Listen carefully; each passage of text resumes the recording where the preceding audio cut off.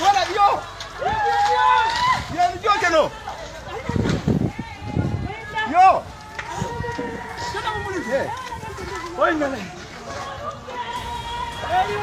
Chers Africains, chers panafricains, bonjour, votre serviteur panafricain. J'espère que vous allez bien. Moi, je vais super bien.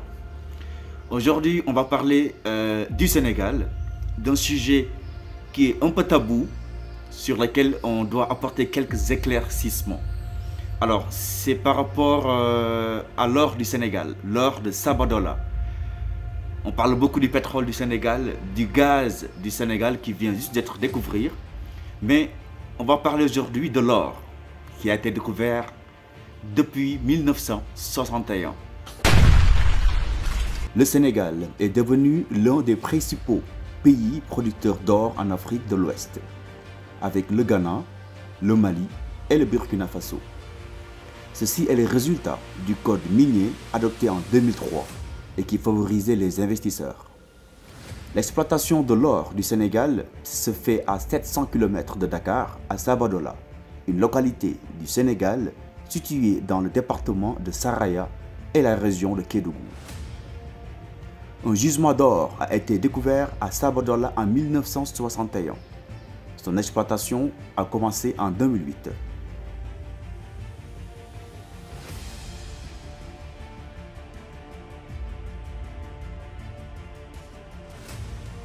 Les réserves de la mine sont estimées à 90 tonnes d'or métal, avec une production annuelle moyenne de 6 tonnes de 2008 à 2013 et de 12 à 14 tonnes au moment où l'on vous parle. Et écoutez bien, ça ce sont les chiffres qu'ils ont dévoilés.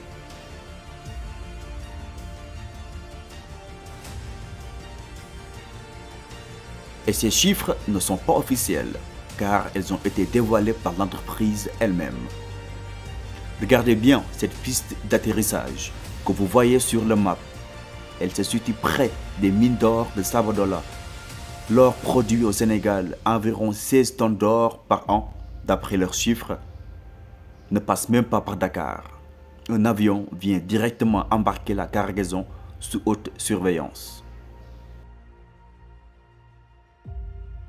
Depuis plusieurs années, Sabodala constitue une zone d'exploitation de l'or.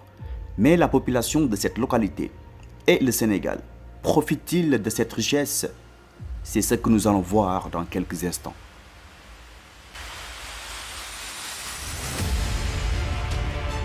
Depuis 2009, le Sénégal est en effet un producteur régulier d'or. Ceci est l'œuvre de la compagnie Sabodala Gold Operation, une filiale de la firme canadienne Teranga Gold Operation. Elle a racheté le Mineral Deposit Limit, la mine de Sabodala en 2010, puis les permis d'exploration d'Oromine Joint Venture Group. Explorant plus de 1000 km², elle jouit pour le moment d'un quasi-monopole sur les gisements aurifères de Sabodala dans le sud-est du pays. L'accord global signé par la société le 31 avril 2013 devrait permettre à l'État du Sénégal d'encaisser 50 milliards de francs CFA chaque année, et ce à partir du 2 mai 2015. Cela coïncide avec la fin du congé fiscal accordé à la compagnie depuis 2010 et prévu par le code minier. Les recettes de l'État incluent donc la redevance minière, les impôts sur les revenus et l'État sur les sociétés, les droits de douane et taxes liées à l'exploitation. La question qu'on se pose maintenant, est-ce que l'État du Sénégal joue vraiment la carte de la transparence dans cette affaire?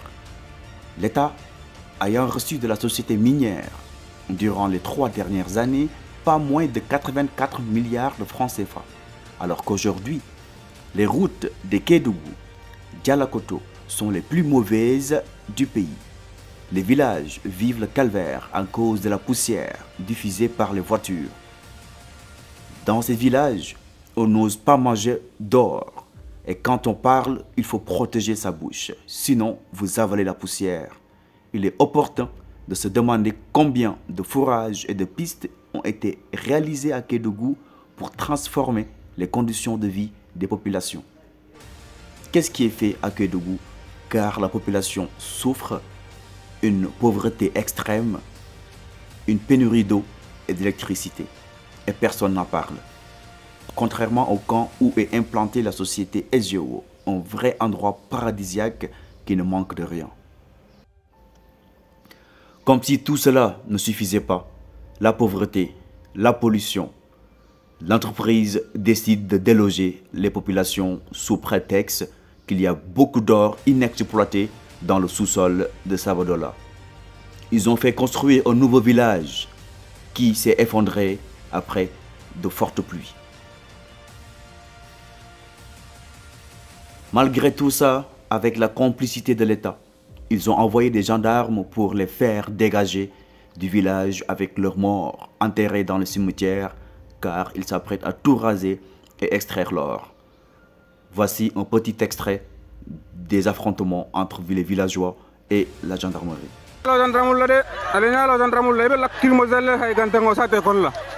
Contre la population, la lacrymogène. Regardez, voilà. On nous force de quitter le village, on nous force à céder le village. Et nous ne sommes pas du tout d'accord. On est prêt à mourir, mais ceux qui pensent, nous ne le ferons pas gratuitement. On est prêt qu'on verse des sangs. Encore plus près, voici les maisons, les clôtures enflammées par nos mal conscientisés. Regardez, on souffre, on en a marre. Où est le président? Où est le président? On en a marre, vraiment en marre.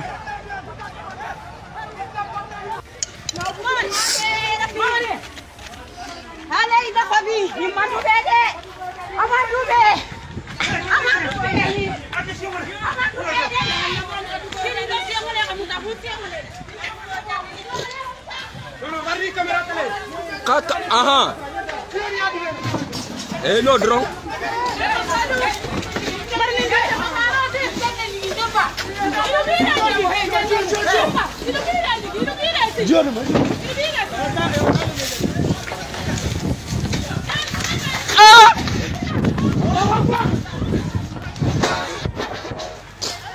Voilà, yo.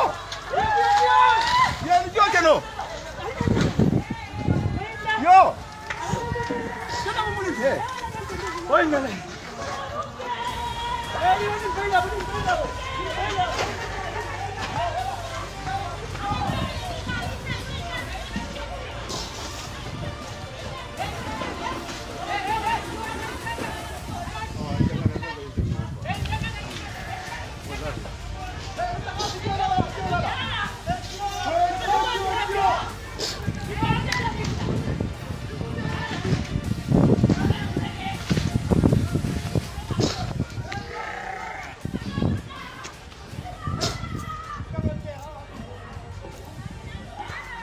Une situation vraiment déplorable.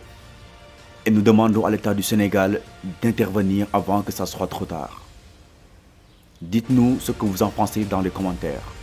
Et juste pour un petit rappel, le Rwanda vient de mettre en place sa première usine de transformation d'or à Kigali.